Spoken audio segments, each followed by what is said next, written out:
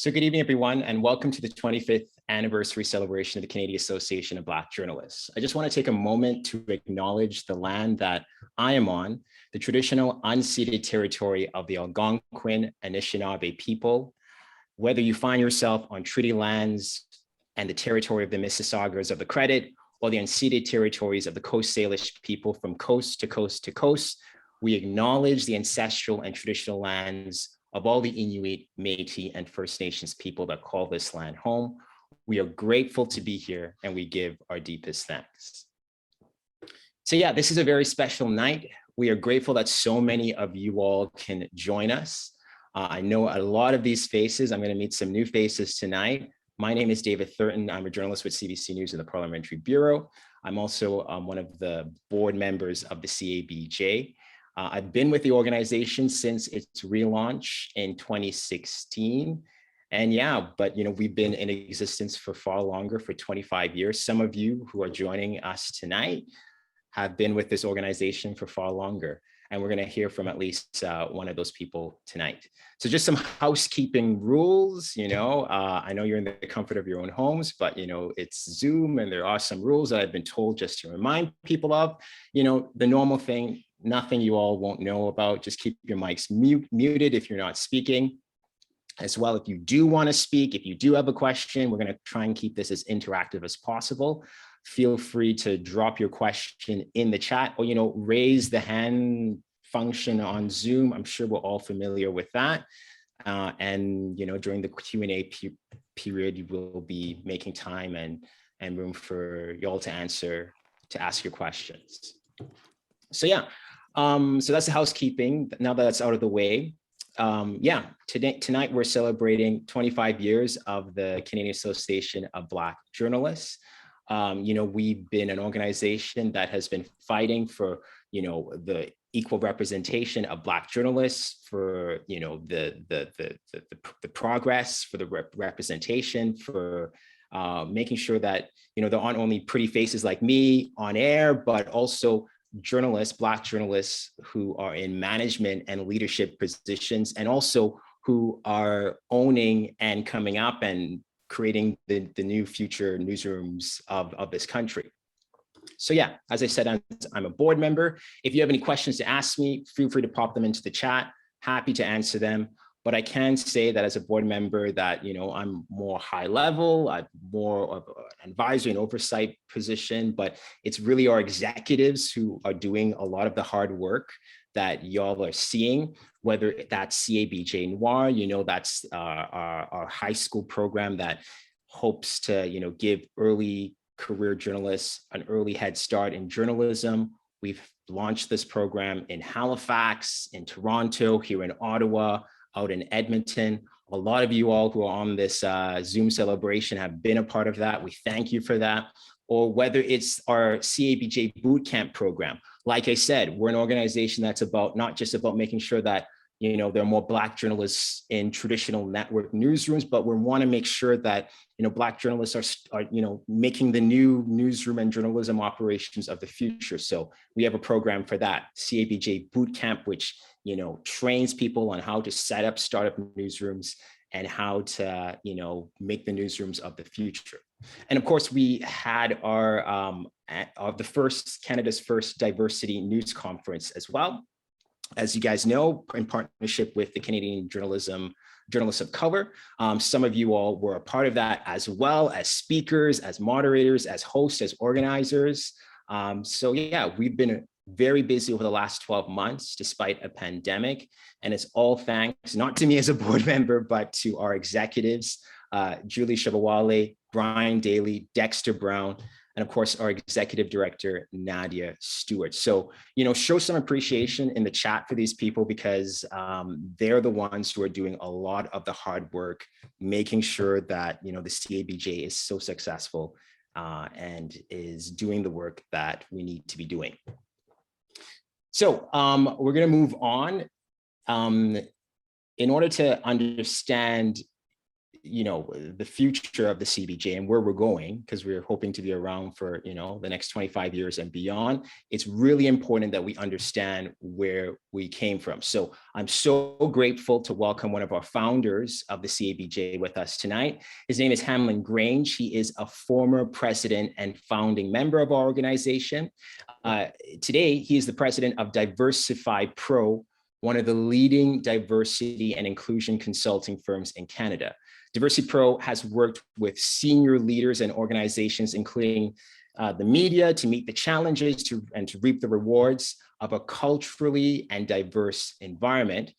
Before starting Diversity Pro 21 years ago, Hamlin had a distinguished career in media. He was a reporter. Some of you probably recognize him from his face on CBC News, Global News, the Toronto Star. He was also the founder of Innoversity, an annual event that brought together decision makers in media and other sectors with creators from underrepresented communities. For many individuals, I'm told the Innoversity Creative Summit kickstarted their media careers.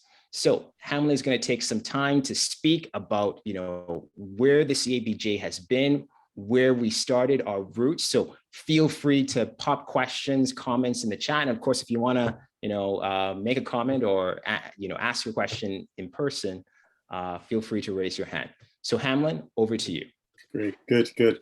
Thank you, David. I really appreciate your introduction. And, I was listening to you talk about what the CABJ has done just in the past several months. And it is daunting, but it is also very impressive. So I want to congratulate all of you for the work that you've done and continue to do. This is not easy because of the time commitment that you have to put into it. I get it. And so I certainly really appreciate it. I am really honored, truly honored to be with you, all of you today, albeit virtual, but it is what it is. But also I'm really honored to be part of something that I think is greater than me, greater than myself, which is the Canadian Association of Black Journalists, the CABJ.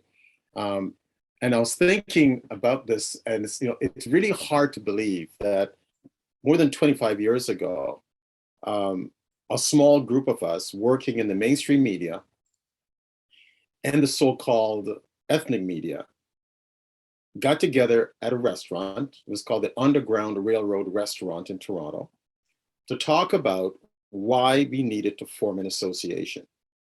At the time, I was a reporter at CBC Toronto. My good friend, if memory serves me, Royston James, who was at the Toronto Star at the time, was there. So was Jules Elder. He was the editor of Share newspaper, which is a community-based newspaper in Toronto. And so was Jojo Chinto, who was with City TV at the time. Just to name a few people were there.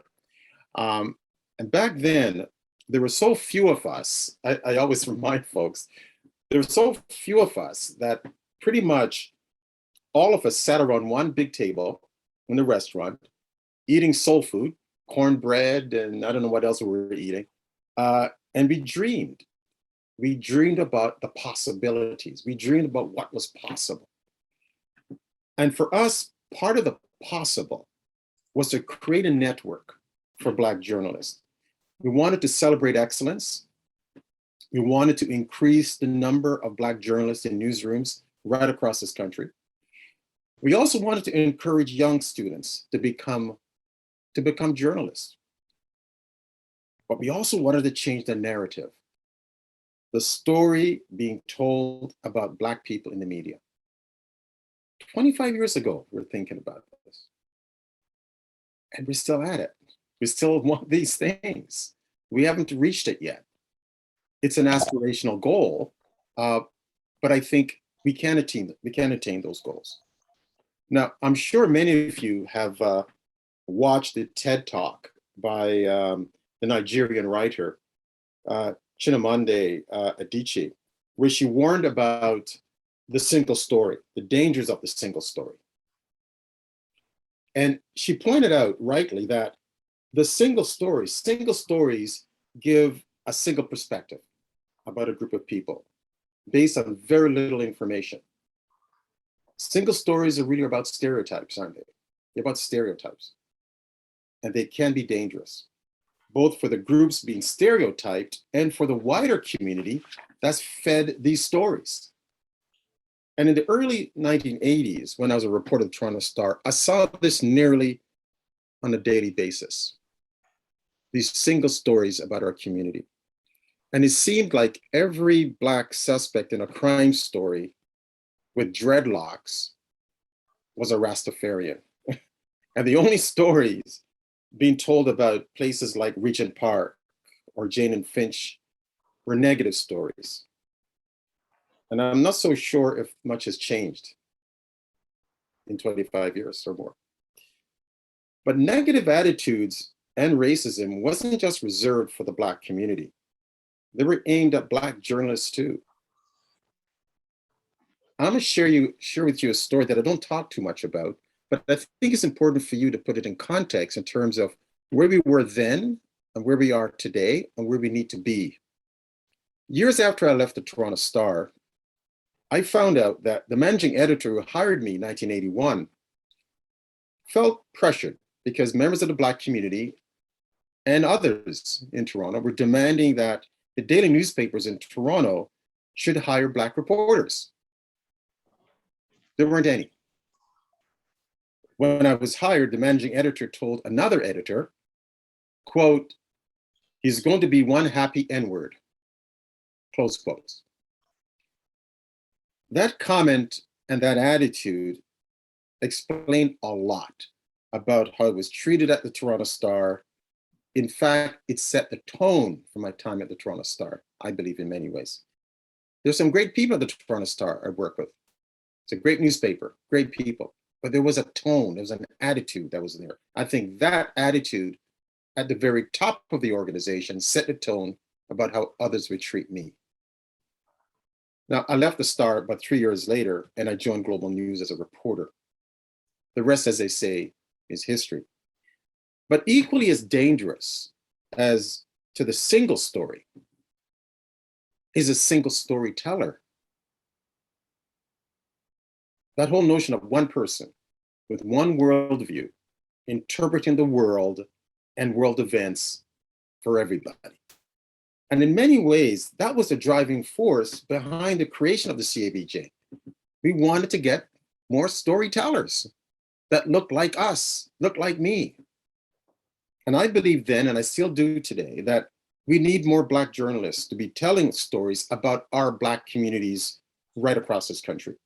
And those stories are much more than about entertainment, much more than about sports.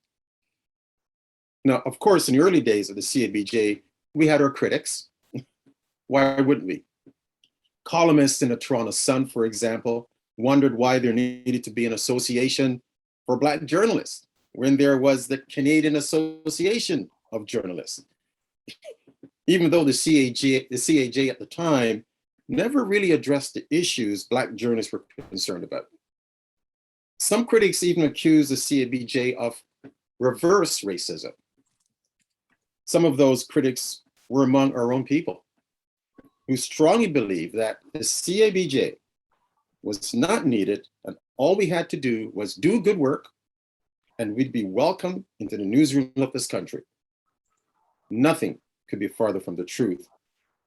Sometimes doing good work is not enough.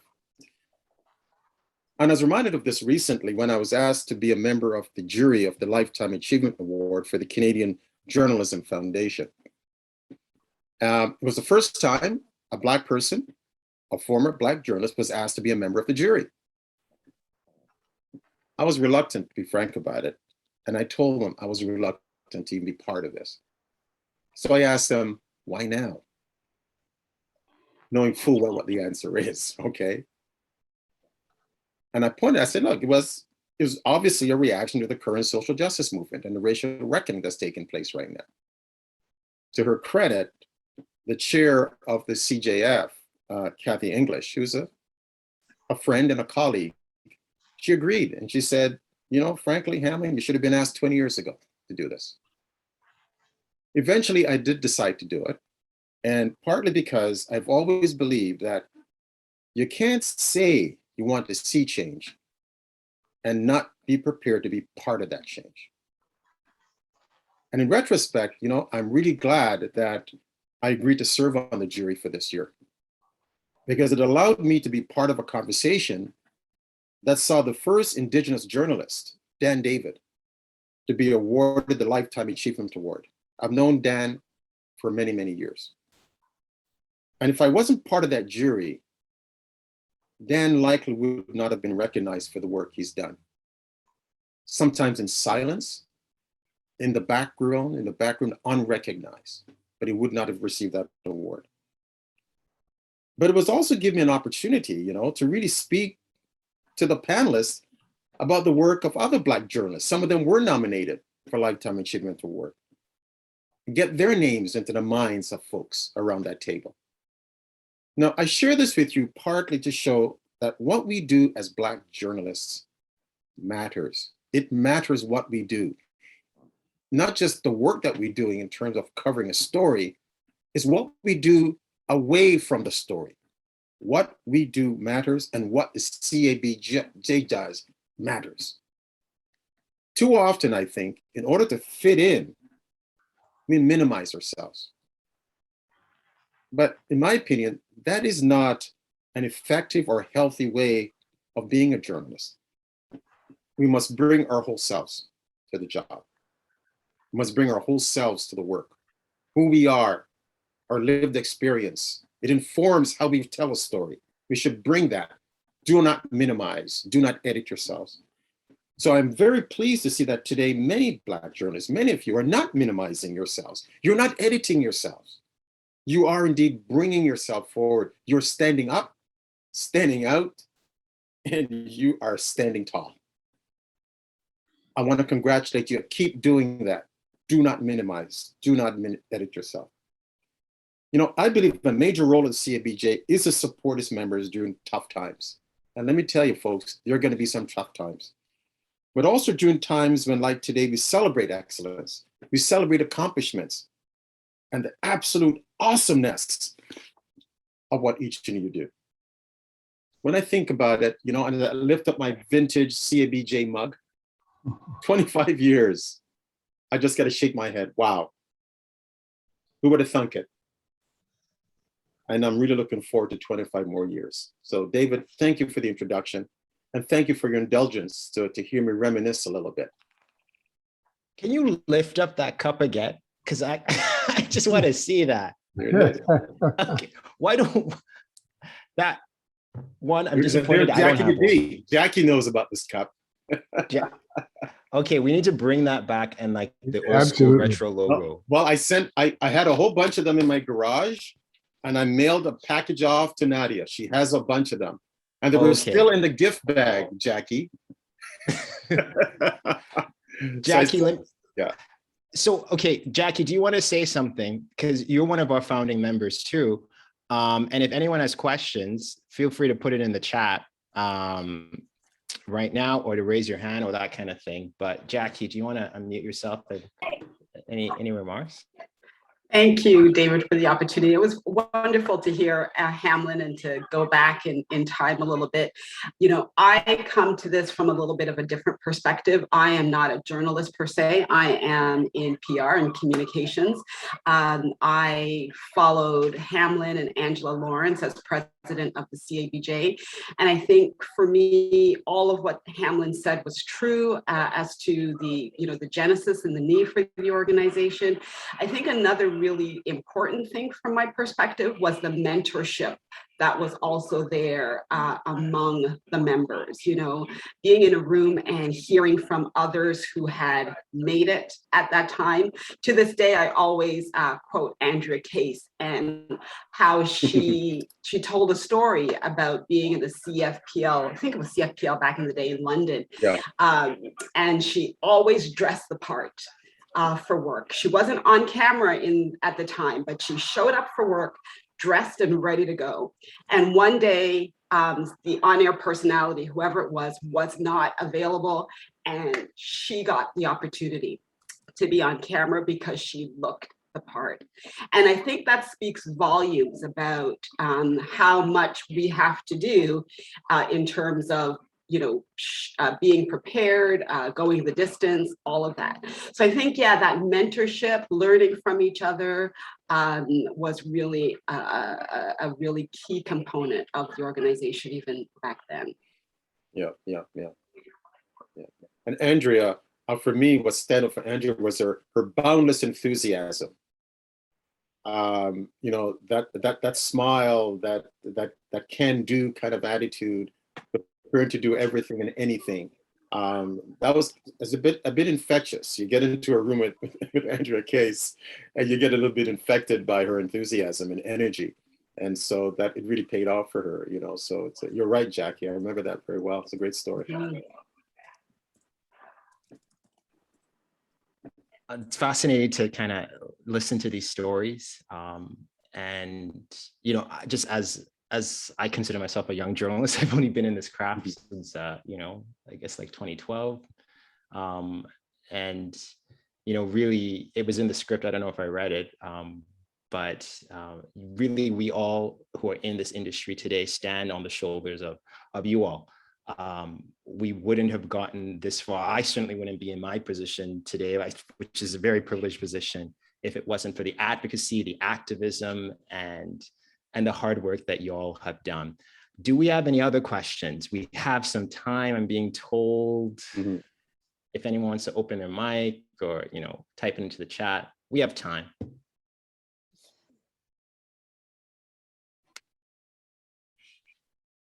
Heather, go for it.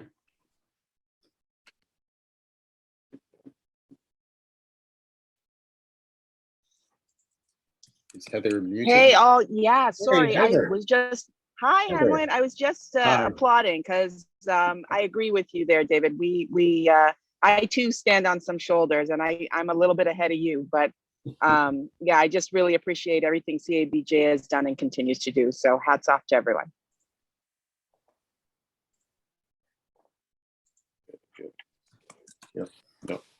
So thank you so much, Heather, for that. Thank you. I have a question, if I may. Yeah, go for it. Yeah. Hamlin, thank you so much for telling some of your story, your origin story, so to speak. I know a number of us as Black journalists have ended up in other fields of communications and consulting and PR and everything but journalism because of the way that we have experienced and or been, you know, unceremoniously or ceremoniously kept out of, you know, where we really wanted to be, which is journalism. And I wonder if you might share a little bit about, you know, that transition for your life, how you ended up leaving the Star and moving into where you went. Yeah. Well, you know, I was at the Toronto Star for about three years, and just, you know, great assignments. As I said, you know, there were some great people there who helped me. You know, one of my great assignments was, you know, covering the Jamaica election campaign and general election, and being, you know, under fire during gang warfare. I mean, those things are memorable. I left the Toronto Star and I was headhunted by Global News at the time. Stayed there for 3.5 years, and then got headhunted by CBOT Ottawa and News World and The National. So I was doing some work there as well. So, you know, I was with the CBC for, I don't know, maybe 15, 16 years, I suppose. And I left the CBC to do what I'm doing now. Not because I was forced out. I felt at the time I was no longer doing anything of value. And let me explain what I mean by this, okay? For me, doing something of value that just has an impact on people's lives, on the world, is really important. It's my personal value. And at the time, I just felt that what was going on at the CBC, it was all about slash and burn. I'd done everything at the CBC I could. I was a news anchor, reporter, current affairs producer, had my own program, interviewer. I did it all. Assignment editor, all of those things. But the one thing I really wanted to do, I wanted to manage people. And those opportunities simply weren't available to me at the CBC at the time. And I left the CBC to do what I'm doing now because I wanted to create opportunities for Black creators to tell stories. And so I started the company. And at the time, it was called Pro Media International. It was really a production company. And I started making, things, and it morphed into what Diversipro eventually came. So it's a transition for me. Everybody's going to be different. But for me, it was about doing something of value.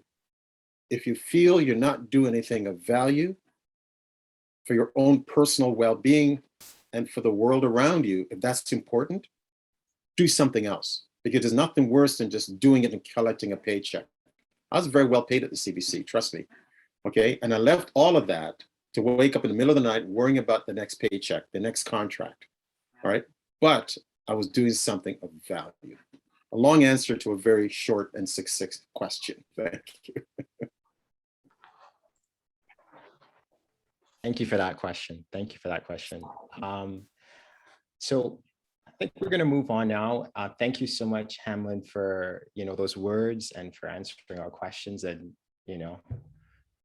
showing us, brandishing that amazing mug that we're all going to be buying to get now.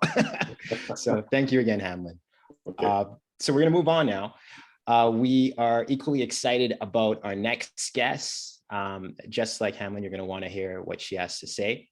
And Abba Duncan is our, well, I could say, I guess because she's our own now here in Ottawa, our inaugural Cardi Chair in Journalism, Diversity and Inclusion Studies at Carleton University's Journalism School.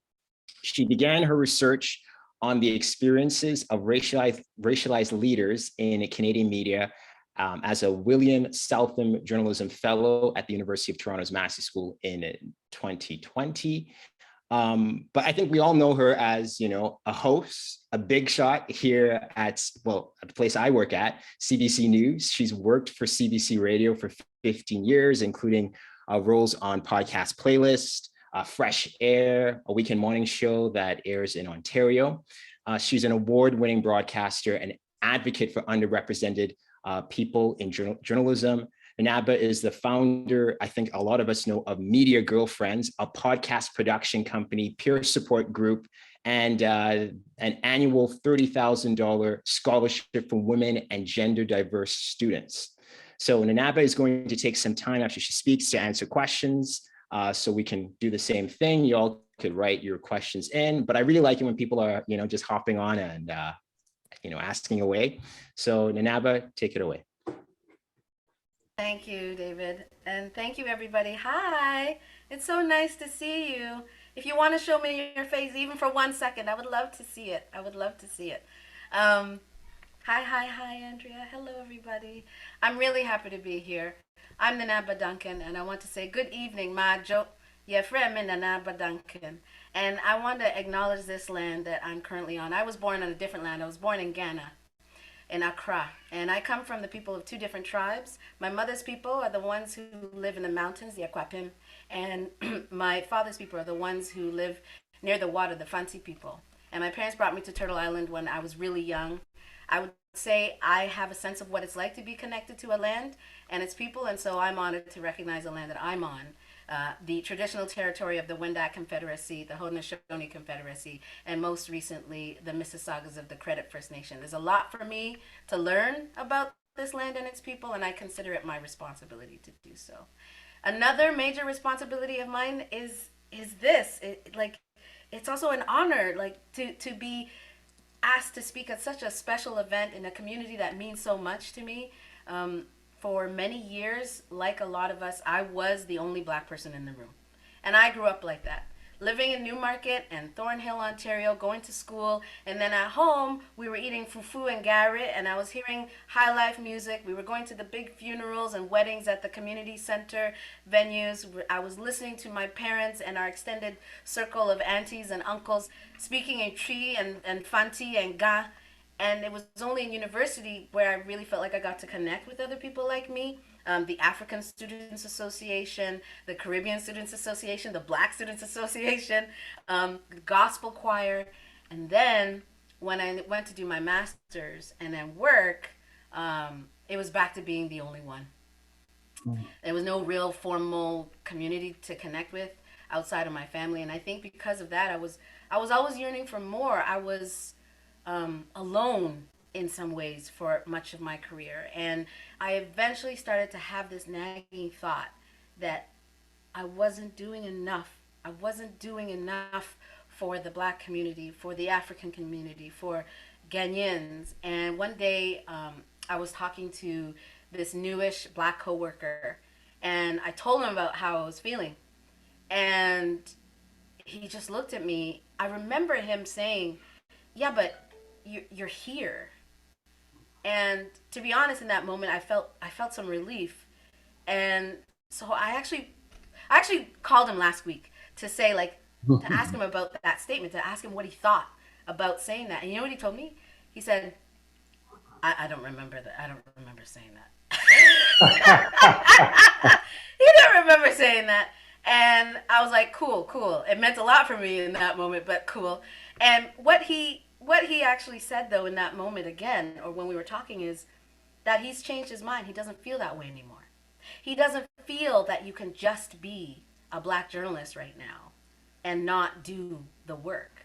For him, he thinks that it is on you to do the work of making the space better for others and to pull others up. Now, I will always maintain that I don't think that all of us can do that. It depends on your position, the space you're in, whether it's safe enough, and I think if he was here, he would agree with me. But I eventually chose that other path, that second path of speaking up for us and our experiences and trying to make things better. At CBC, when a group of people came together to strategize about how to get management to make more equitable changes, I put my hand up to help gather some of the stories, to document some of the racist experiences that we were having at work. And that eventually led to me putting up my hand to be the founding co-chair of Diversify CBC. And this is CBC's first employee resource group for racialized people, for people of color. And I felt like I was part of a group that understood each other, even though we were varied, we were diverse in and of ourselves. It was this space to breathe. We could connect in ways that felt familiar to us.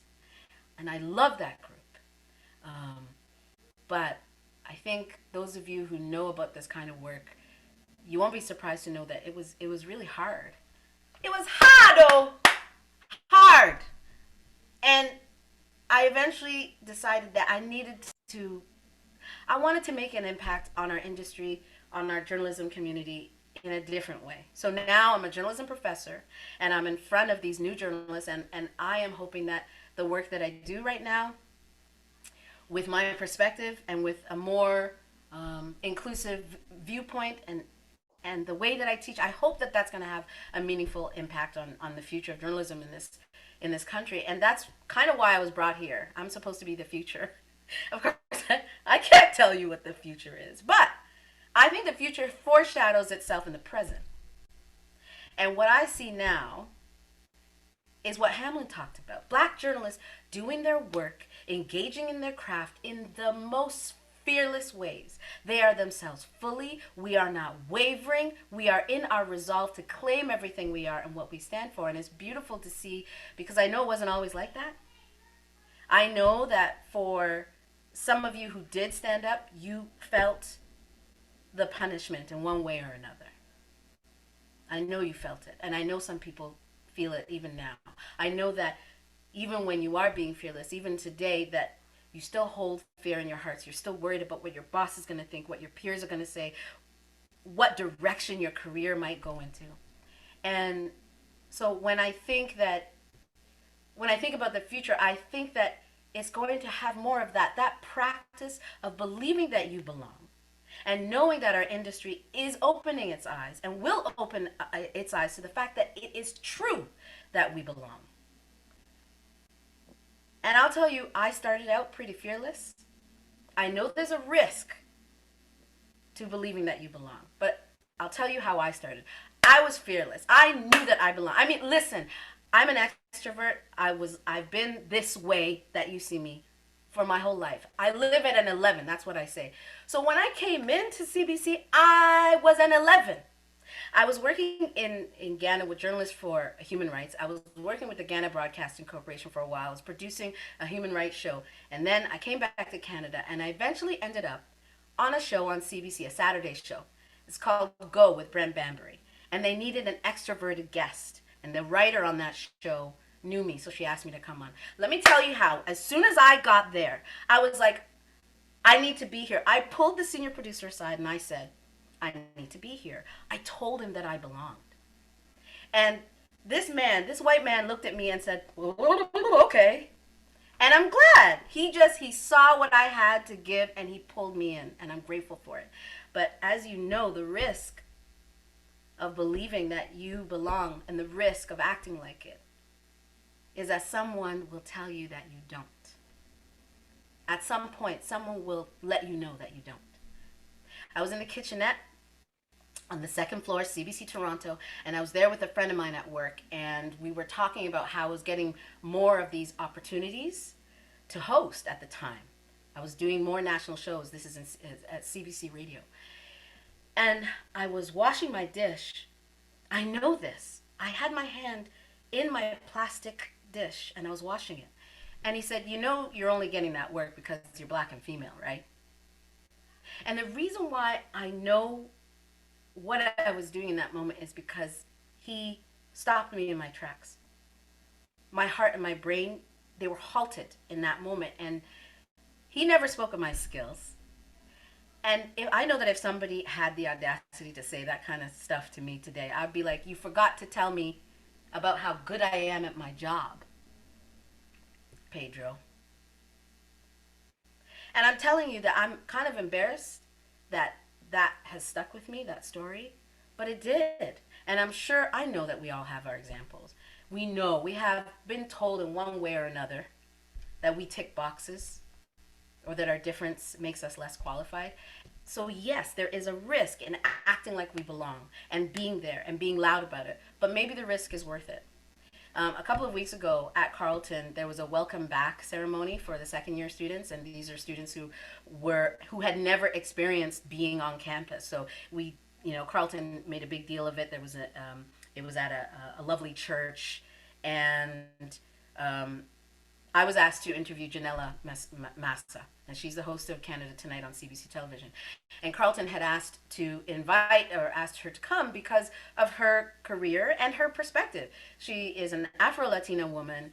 She's got a Panamanian background. She's Muslim. She wears a hijab.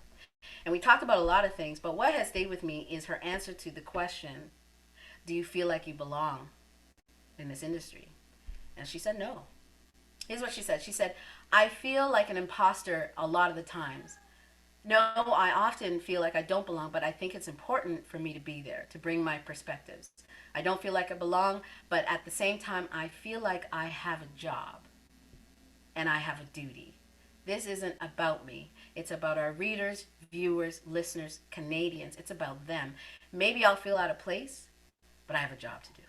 So I say, I agree with this. I think we have a job to do. So I say, bring your 11. If you're a 2, bring your 2. We contain multitudes, right? So if you're into biking, or if you're into climate, if you're into science, bring it. If you use words like nyam, and you know how to kiss your teeth in West African, or you know how to kiss your teeth in Caribbean, bring it. If you're mixed with another culture, bring that, because now is the time. I think you agree that now is the time. It always was the time, but now's the time. And I think that one of the keys to make this work is that if you have the capacity, consider creating and fostering an environment that not only you belong in, but that everyone else does too, especially the ones who haven't before. Because if we don't consider and acknowledge and participate in the fight for the others, we're going to have a difficult time belonging. Because what is belonging if it's not everybody? And after the mess that we've all been through, I know that's a high bar for some of us right now, and you might disagree with me, and I'll argue with you over some rum and ginger beer, but I truly believe that our future involves us acting like, believing that, and knowing we belong, because this place is for us. This place is for us. Thank you. I see you clapping. That's nice. Yes, thank you so much, Abba, for that. You know, all of our speakers tonight have just been amazing. You know, you've given us so much to ponder and to think about. I mean, I just think about like the whole, like it was a real issue then. It's a real issue now. The whole issue of a diversity hire. I know in the space that I work in Parliament Hill, there aren't many of us. And it seems like we're breaking ground just in political journalism, but and it's a real concern. You know, a lot of people, whether they're Black, whether they're brown, they're Indigenous, it's like, am I just in a diversity hire? But yeah, thank you for sharing your words. Thank you for sharing how you've overcome that. We I do didn't have say I've time overcome. Well, okay. I might have. I think we're still working on it. Yeah.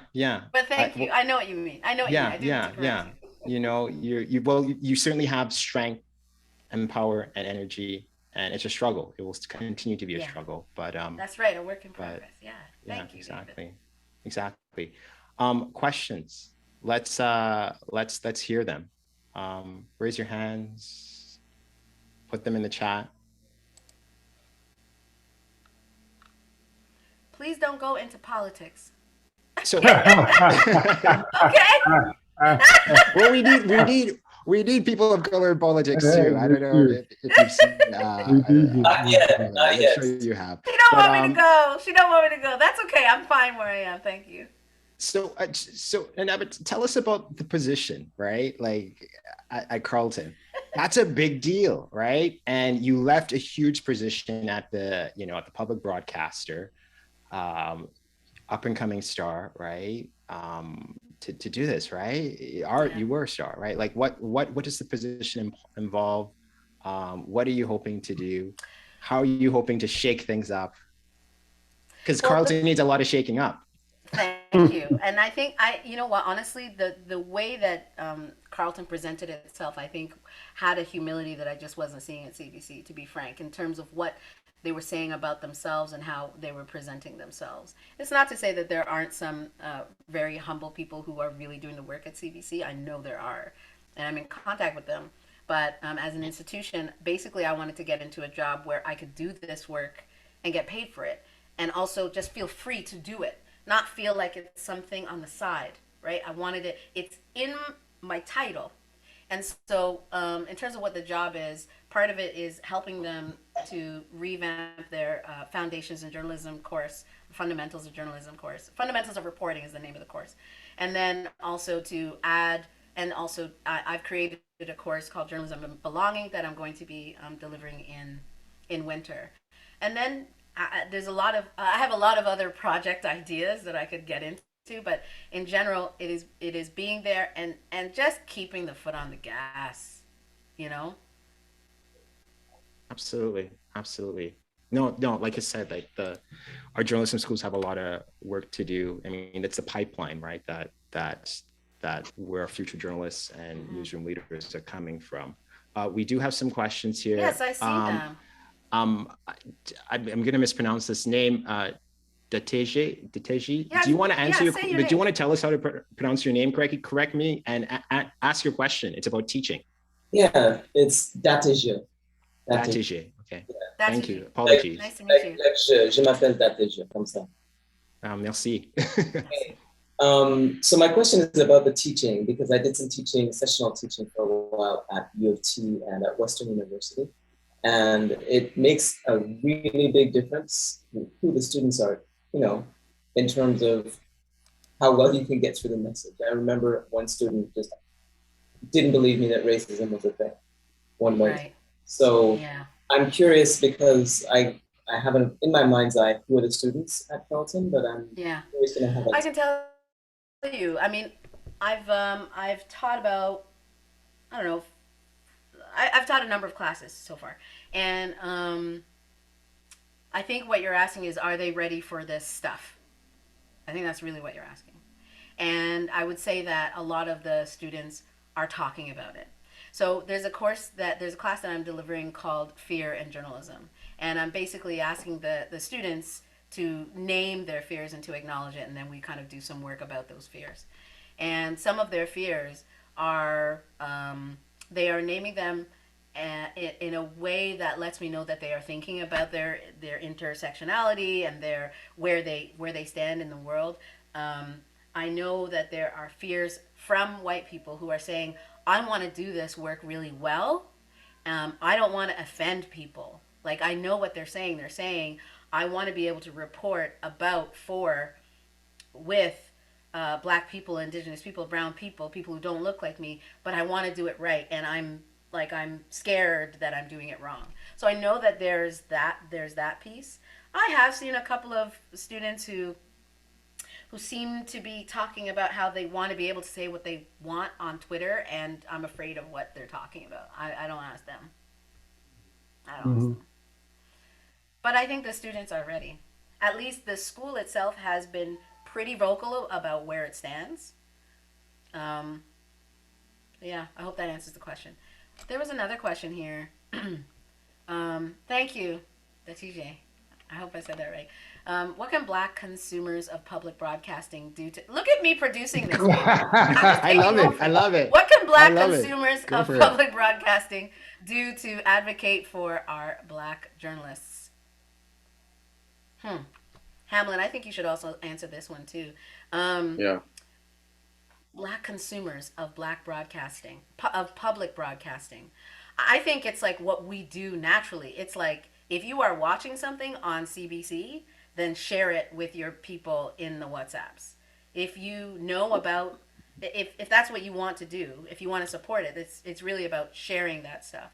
And then also, if you see something missing, to write to CBC. I'm assuming that you're talking about CBC because you said public broadcasting, but you might mean something else. Hamlin, what do you think?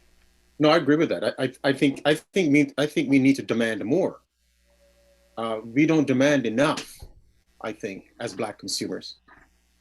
Sometimes I think we settle rather than demand, because it goes back to what I talked about, minimization. That's actually a phenomenon. It is minimization. Yes. And the work that I do, there's actually a tool that I use to assess how people are making sense of cultural differences. And there is a thing called minimization. And you minimize yourself. And individuals will perceive themselves to be part of the non-dominant culture, will minimize themselves to fit in. It's a go along to get along strategy.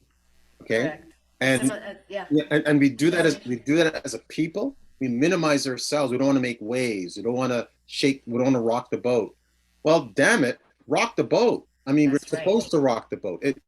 We got to get attention. I think what's different, what has changed, I think, over the past 18 months, because of the social justice movement, this racial reckoning, is that Black folks and people of color and Indigenous people, they're not minimizing themselves anymore. And that's creating anxiety among the dominant culture. All right. But here's what's, as a result of that, rather than moving to another stage where you're curious about the other, some people who have no longer minimizing themselves, they've gone to polarization. It's an us versus them mindset. Okay. And I think we got to be really careful about that, because we can get to the point where we isolate ourselves to the point where we're no longer making change. So I think this is something we don't want to talk about. Yeah, we don't talk about it. Something that we kind of don't want to recognize is happening. Yeah, we don't. So how can Black consumers advocate? Stand up, and demand. It's a public broadcast. It's your tax dollars that's paying for this, and we're not demanding enough, I don't think. I'm really encouraged by some of the new programming that CBC is trying to put out through EFS and some of the other programming things. I mean, they're taking risks, I think, which is good. Public broadcasters should take risks, but I think as a community, we should be supporting our journalists or reporters or creators in a much greater way than we do. So I think that would be my answer to it. Thank you so much for that question, Sarah. I hope you got an answer there. So we're gonna, well, as you guys know, Sarah hosts, one of the radio shows for the Black community of record here in Ottawa. So we're gonna go from her to another formidable host, Sandra Batson, one of the hosts with CBC Edmonton. You have a question as well, I believe, for Hamlin, or maybe for an Abba as well. Yes, thank you, David. I think you've overstated my position ever so slightly, but I'm still plugging away as a host, yes. Well, there's so many things that I want to say, but I'll keep it short. 25 years, 25th anniversary, and it means so much to all of us. It means so much to me too, because this year is my 24th year at CBC, and I'm still standing. And somehow there's a point of pride in that. I'm not entirely sure why, but there is. We all have had and continue to have instances of things being said to us that makes our minds and hearts go blank. I love the way you said that, Nana. That is exactly the feeling when we're confronted with this kind of thing. But I wanted to point my question to Hamlin directly. Hamlin, I don't think you'll remember me necessarily. I was just coming into CBLT as you were, starting to contemplate moving on to your next challenge. So I did meet you at CBLT. I knew I recognized the face. Yeah. Funny thing, I have an old address book where we actually used to keep addresses and phone numbers, and your name is in there. So I know that we met. That's wonderful. But, so my question is to you, when you talked about your experience with the Toronto Star and how you were told by whomever, why you got this job or this and that. And it's stark, it's heart stopping when you hear this kind of thing. I feel like so much has changed, but so much hasn't. True. Because the truth is, even if it's not about me, I still hear colleagues talk like that about other colleagues. I have been met with certain things said to me that I am stunned by. And so, yes, things have changed, but I feel that things, the more they change, the more they stay the same in some aspects. This is not to be a downer. I think that we're definitely on an upward trajectory because we're working together now, right? And in most of my 24 years, I didn't really have or see a support group like that. Also being in the West, I think makes a difference because I am from the West and I'm digging my heels in that I can remain where I live, and not necessarily Edmonton, but anywhere in the West, and continue to work. So Hamlin, I want to get your take on things have changed and yet some things have stayed the same. Yeah, and that's, and that's the thing, isn't it? And that's why it's so important, I think, for us not to take our foot off the gas. We just constantly be pushing, be ever vigilant in this work. And there are times we can get really comfortable. There was a time there, at one point with the CABJ, we had a huge membership list. It's huge. I mean, we had over 100 members, maybe more. And but then things started dwindling. And what I found is a trajectory. When things are bad and the jobs are scarce and people are looking and they're looking to network, the numbers go up. When people get in and they're comfortable, suddenly they don't want to become a member of the CABJ anymore. Suddenly it's not important. All right. I think that was a trajectory that we saw. Some of the veterans, the folks who've been in the business for a long time, they kind of disappeared. Okay, they weren't available. And so what happened was a lot of the young people, students, they're the ones who were joining the CABJ, all right, as opposed to the veterans. So they didn't have that connection. They didn't have the role models that was really, really, really important. So I think, yeah, things have improved, but we've got to be vigilant about this. Okay, we have to be constantly be very focused. So we got to have a plan. And what I like about this latest iteration of the CABJ, you got a plan. The calls to action, I think they're beautiful.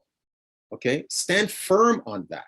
Stand firm on that, and push on that, because I think that's what's always been missing. So those stories that that you hear. I mean, yeah, I was at CBLT. I had people when the slashing and burning was taking place at CBC, yet another round of cuts. I had a white reporter telling me, you don't have to worry. You're always going to have a job here. You're always going to have a job here. Don't worry about that. You're the right color. And I turned to this white reporter and I said, let me tell you something. Nobody is safe. Everybody's going out the door on this one.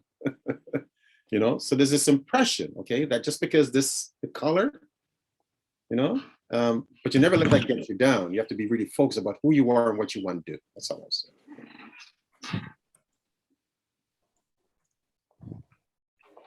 Thank you, Sandra, for that question. And, I don't think I'm understating your role and significance out there in Alberta, holding it down.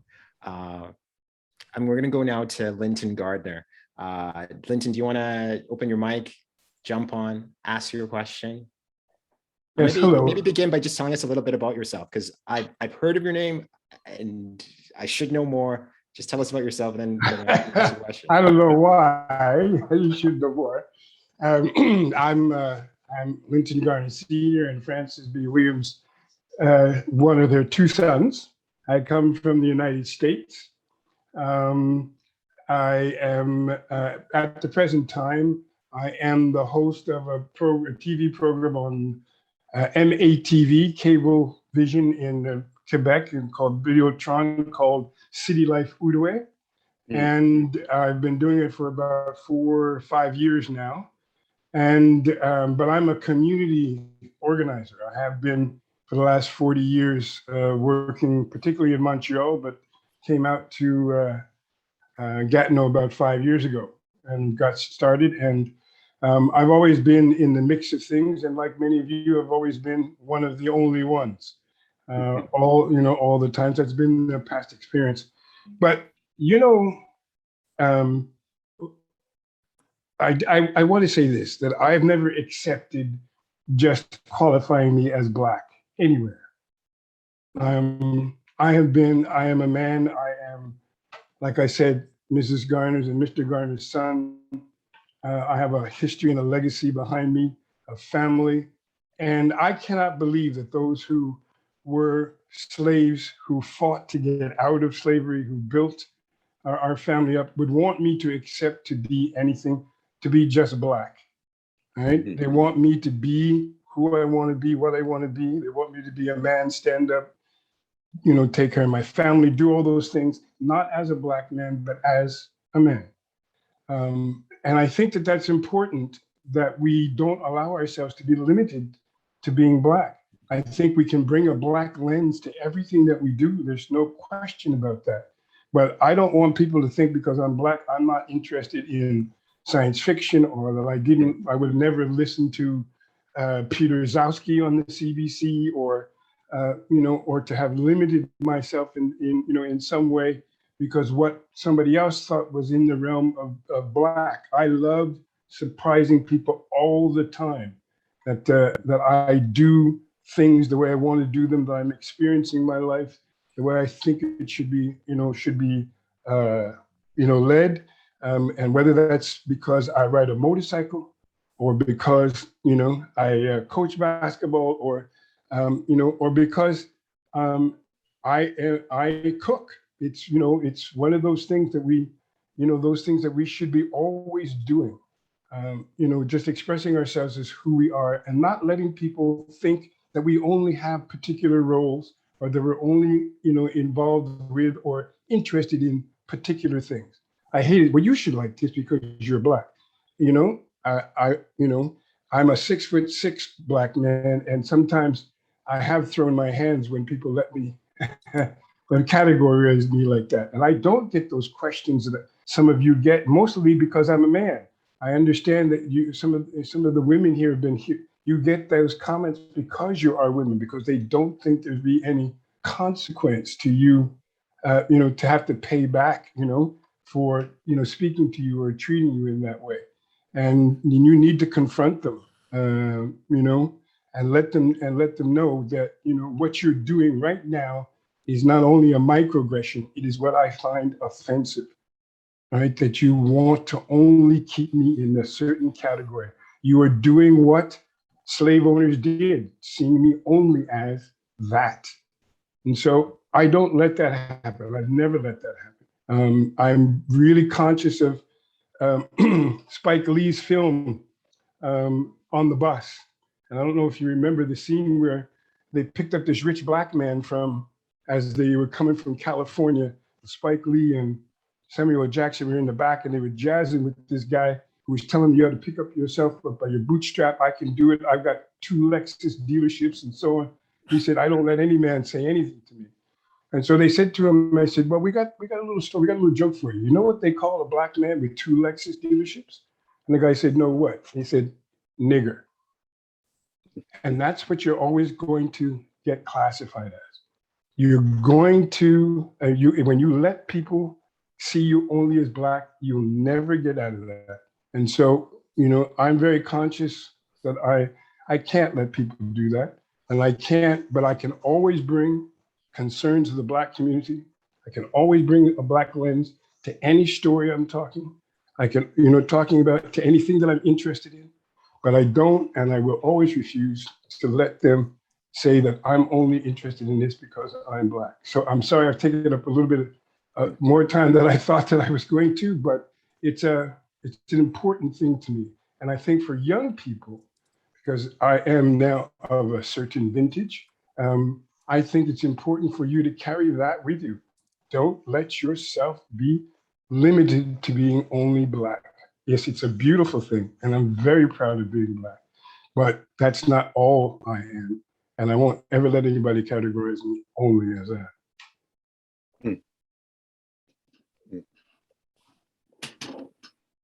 So anyway, and I'm sorry, Miss Batson, do you have any relatives that ever came from Quebec?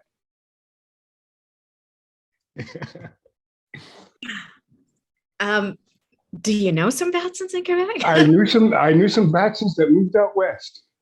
Well, one became a wrestler. Oh, right. No, he's not. But I do have family. I do have family in Quebec, aunts and uncles and cousins and things like that. Okay. Sorry to digress, folks. No, I think it's an important point. You don't want to be, no one has the right to typecast us, whether it's in a newsroom or in any creative space or just in life. Yes, we should be telling our stories and our community stories, but we're also more than that, right? So I think that was an important point to make. Well, I think what Linton is also saying is what I was talking about earlier about the single story. There is no single story. There's no one single story about us as a people, and there shouldn't be one single story about us as individuals. All right. So I absolutely get that, but I'm also mindful of the fact that the world around us, they see me, they see color. No matter what people say they're colorblind. There's no such thing as color blindness. People see color, they see gender, they see differences.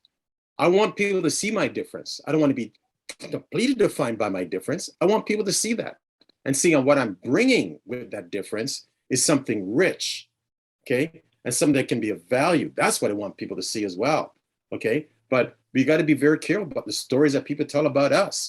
Never let somebody write your story for you. Never. Write your own damn story. That's what I figure.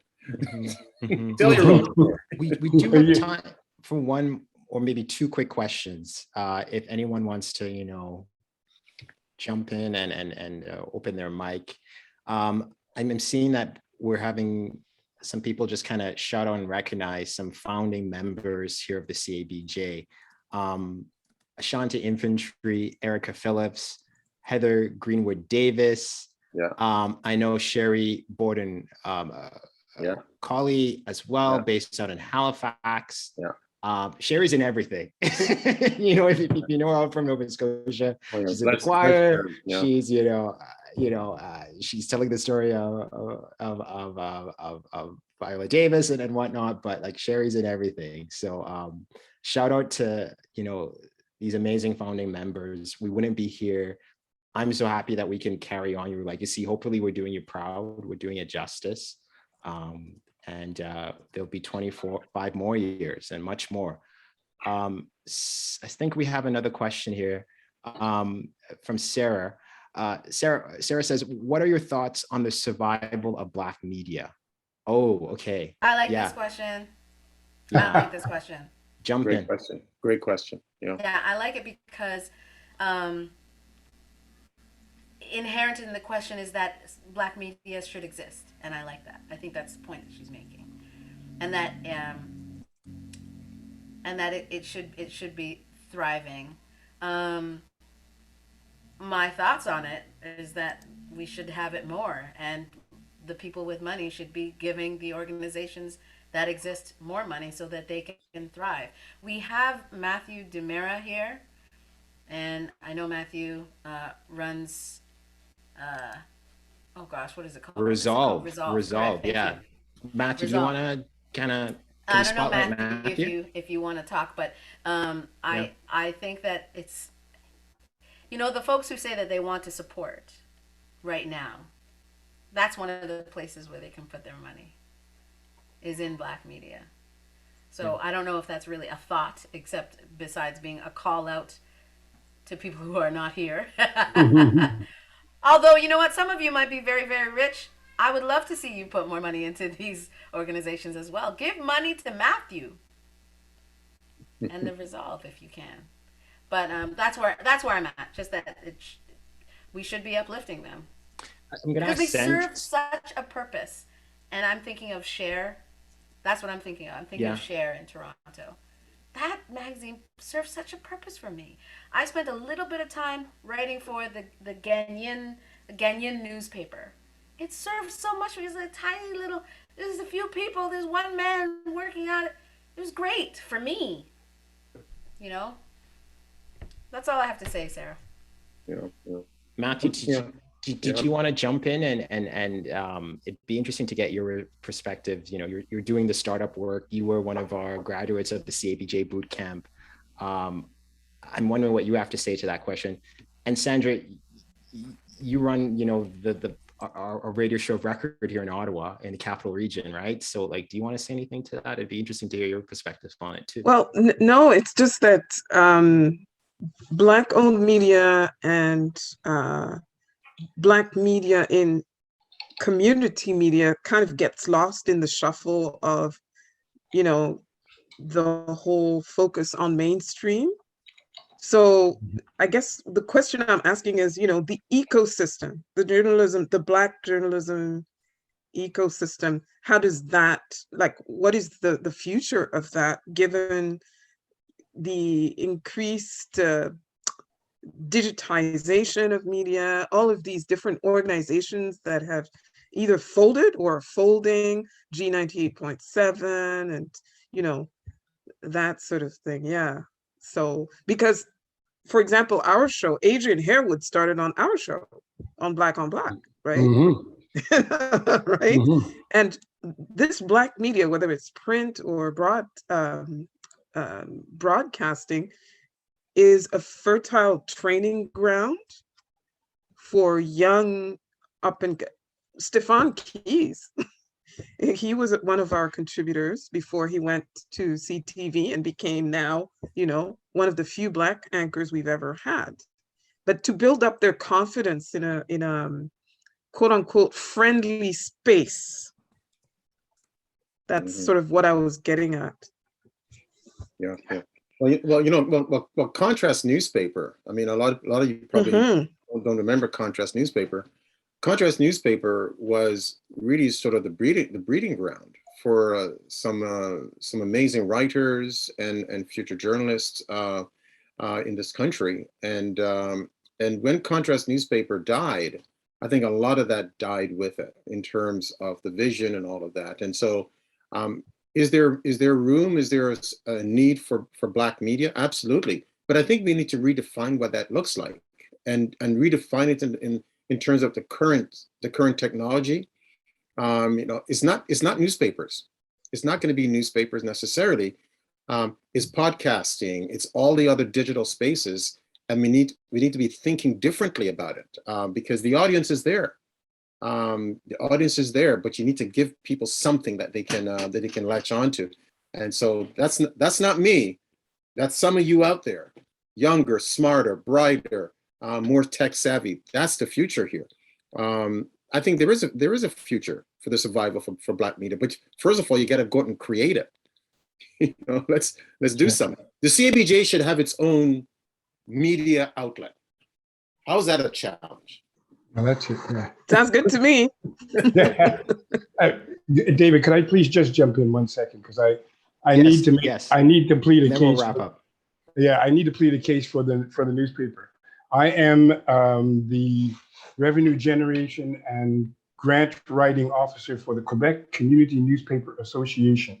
We have 30 newspapers and magazines that are throughout the Quebec serving the English-speaking community. One of them is a Black community newspaper called Community Contact, which has been around 35, 40 years. Egbert Gay. Yes, with Edward Gay. And almost every one of the personalities we see on TV who are Black now in the media, whether it's Maya Johnson, who's an anchor at CTV, whether it's Ms. Rayburn on Global, whether it's Julia McKenzie on TSN, sports radio. And so all came through Community Contact. Yeah. And got some of their training. This is where their first experience was. And that's where people get it. I mean, because the big outlets, a CBC or a Global, everything, are not taking on the cubs. You know, the cub reporters are the ones that are just coming out of school. There's not enough internships being created and so on. So where are you going to cut your teeth? Where are you going to start to learn how to put together a story? All right. Hello, little one. All right. You know, how to put together your story or to ask the right questions, those things. There has to be that community connection where they can feel comfortable, A, about walking in and not having to judge themselves whether they're going to accept the Black person or not, but two, where they can know that there's somebody's going to take care of them, all right? And because when they come through the door, because we want to see them succeed. And so there are so many ways that we know that the community newspapers can still be a viable source. And yes, even moving to digitization. There's still going to need to be stories told. There's still going to need to be Black faces on those bylines. There's still going to need to be a Black lens, whether it's digital or print media. So, and we can help do that. And believe me, the federal government has a number of programs that can help community newspapers succeed through their Canadian Periodical Fund, the Canadian Media Fund. There are all kinds of those things, which is the kind of things I'm responsible for. So if there are people out there that are looking for information about some of those funds that can help them, whether they're paying newspapers, subscription or nonprofit, there are ways to be able to, the government has means to support some of their journalistic initiatives. So please contact me, and I will put my email in the chat. And if you've got some questions, you want to know some more, I'd love to have a conversation with you, and let's see what we can do to continue to help support those community newspapers. Okay, Linton, thank you so much. Hamlin and Abba, everyone who asked questions, thank you so much. Everyone who was in the chat, just kind of whether was asking a question or providing some supplemental information. We just want to thank you so much. I think we've run over time, but that's just, I guess, the sign that the discussion was really good. So thank you again.